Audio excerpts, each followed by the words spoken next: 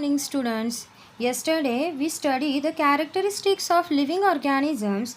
In that, we discuss only two characteristics. First is the structural organization, and second is the growth. Today, we will start from the third characteristics of living organisms is a movement.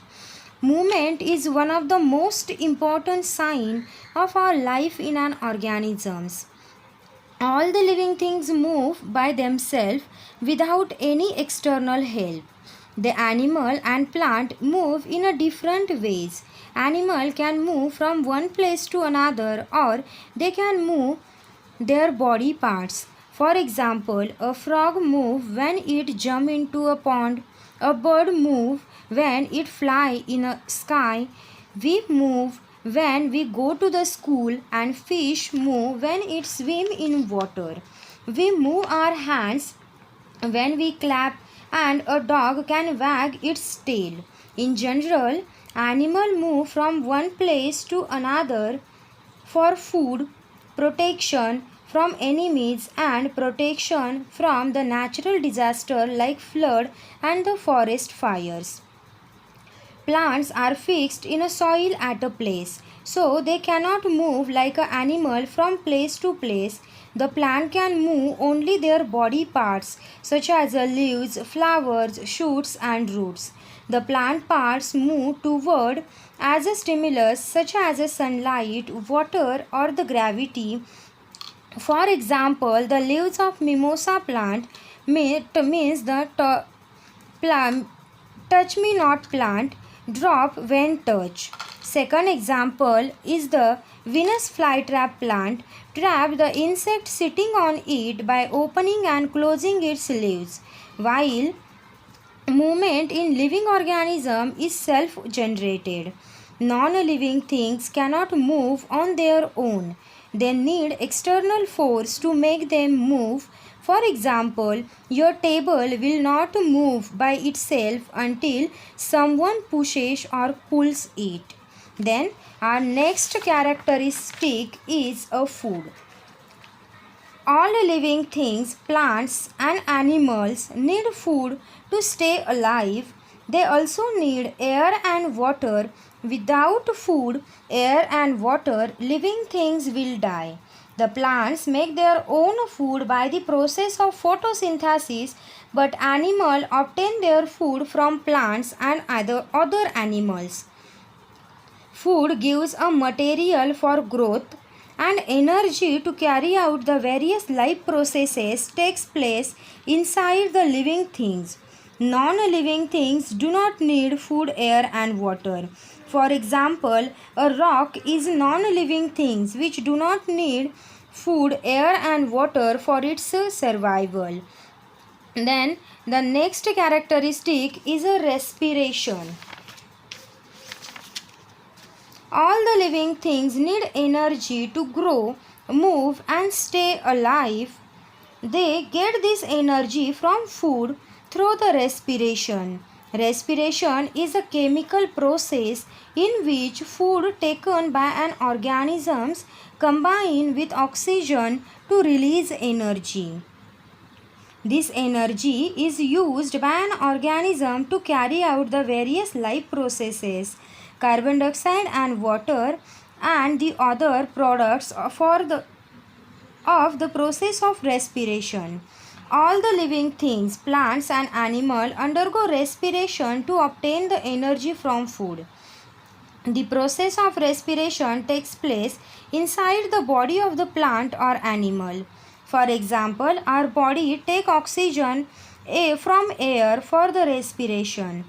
Then at some time it gives out the carbon dioxide produced by respiration. This exchange of gases takes place in our lungs.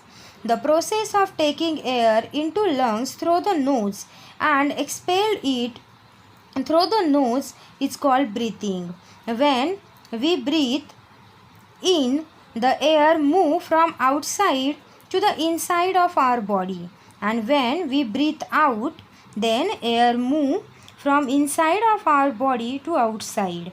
Air contains oxygen gas. So, the purpose of breathing in air to provide the oxygen to our body for carry out the respiration. The process of breathing can be easily observed in human beings from the movement of their ribs. The process of breathing in animals like cow, buffaloes, horse, dog and cats etc.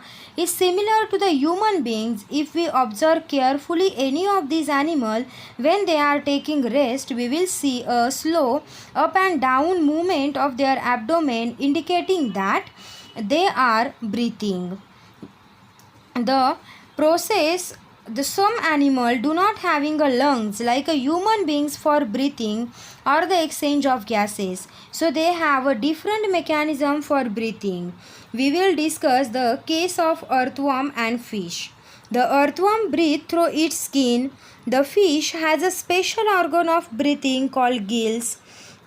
Like animals, plant also need energy. The plant get this energy by the process of respiration. The plant use oxygen for respiration and release the carbon dioxide in this process. Every leaf of plant has a large number of tiny means small holes called stomata on its surface. The oxygen enter the plant leaves through stomata and utilized in respiration. The exchange of gases in a plant during respiration takes place through a tiny pores means a small holes in their leaves is called stomata. Then the next characteristic is the excretion. All the living things take food. The living things use this food to obtain energy by the process of respiration. The process of respiration produces carbon dioxide gas as a waste material.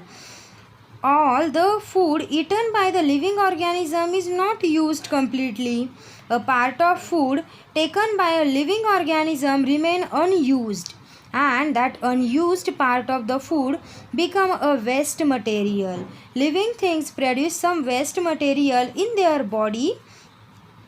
During various life processes, many of these waste material are poisonous to the living things, so they have to be removed. The removal of the waste substance from the body of living organism is called excretion. I again repeat the definition. The removal of waste substances means the waste product from the body of living organism is called excretion. All the living things excrete, that all the living things get rid of the waste from inside themselves which they do not want. The important waste substance are produced in the body of animal are carbon dioxide, urea and feces. The unwanted water is also considered a waste.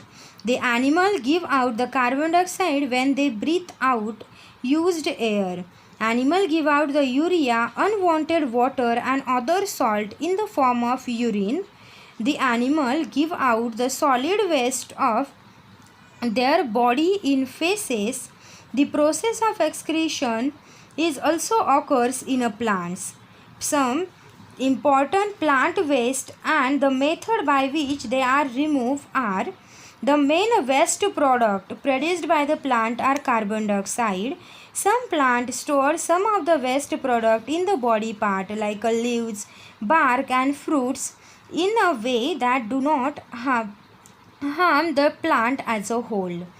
The plant get rid of this waste by the shedding of leaves, peeling of bark and filling of the fruits. Some plant remove their waste product as a secretion. For example, plant secrete a large number of waste products like gum, resin and latex. These plants waste are useful to the human being. The excretion is the another characteristic common to all the living things, but non-living things do not excrete.